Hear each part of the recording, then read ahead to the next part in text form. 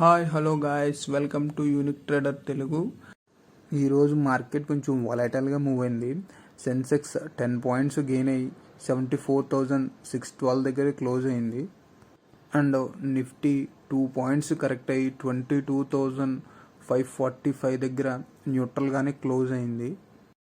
And Nifty mid cap and small క్యాప్లో ఈరోజు ఎక్కువ ఫాల్ చూసాం.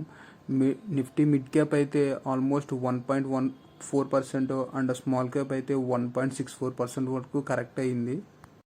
ట్యూస్డే మార్కెట్లో అయితే ఎఫ్ఐఎస్ 3,529 crores వరకు సెల్ చేస్తే డిఎస్ 3,030 crores వరకు బై చేశారు.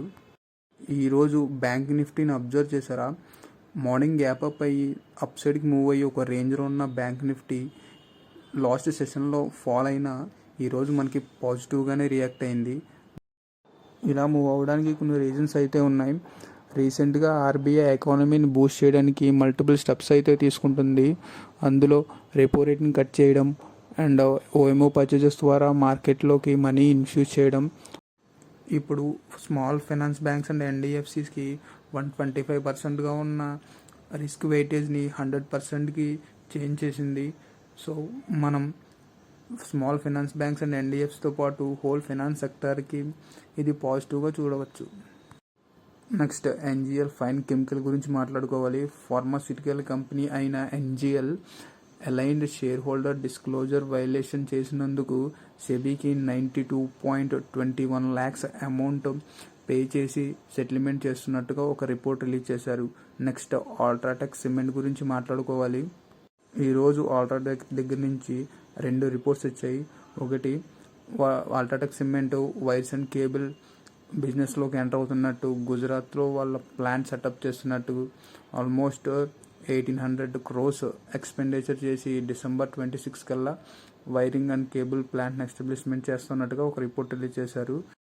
అండ్ కెసోరామా ఇండస్ట్రీస్లో 52 shares హోల్డ్ చేస్తున్న వారికి 1 అల్ట్రాటెక్ షేర్ ఇష్యూ చేస్తున్నట్టుగా ఇది March 1, 2025 నుంచి ఎఫెక్ట్ అవుతున్నట్టుగా అప్డేట్ చేస్తున్నారు. నెక్స్ట్ డాక్టర్ రెడ్డిస్ గురించి మాట్లాడుకోవాలి. November 13 నుంచి November 19 వరకు బొల్లారం హైదరాబాద్ వాళ్ళ మ్యానుఫ్యాక్చరింగ్ ఫెసిలిటీలో యుఎస్ఎఫ్డిఏ ఇన్స్పెక్షన్ జరిగినట్టు, ఈ ఇన్స్పెక్షన్లో వాలంటరీ యాక్షన్ ఇండికేటర్ ఇష్యూ చేసినట్టుగా ఒక రిపోర్ట్ రిలీజ్ చేశారు.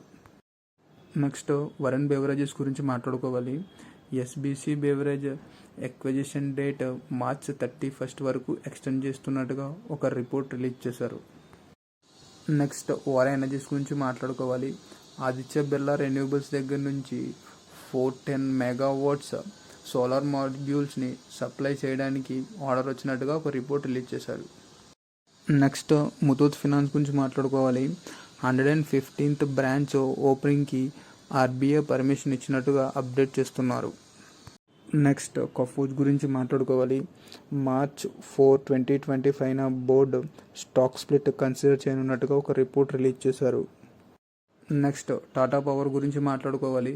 5,000 megawatts renewable and clean energy development కోసం నెక్స్ట్ 5 yearsలో 30,000 crores ఇన్వెస్ట్మెంట్కి Assam government and Tata power ఒక MOU సైన్ చేశారు. నెక్స్ట్ అదానీ గ్రీన్ గురించి మాట్లాడుకోవాలి. Pumped hydro storage projects 1,250 megawatts energy storage capacity కోసం ఉత్తరప్రదేశ్ పవర్ కార్పొరేషన్ దగ్గర నుంచి LOA వచ్చినట్టుగా అదానీ గ్రీన్ అప్డేట్ చేస్తుంది. నెక్స్ట్ కేపీఏ గ్రీన్ ఎనర్జీ గురించి మాట్లాడుకోవాలి.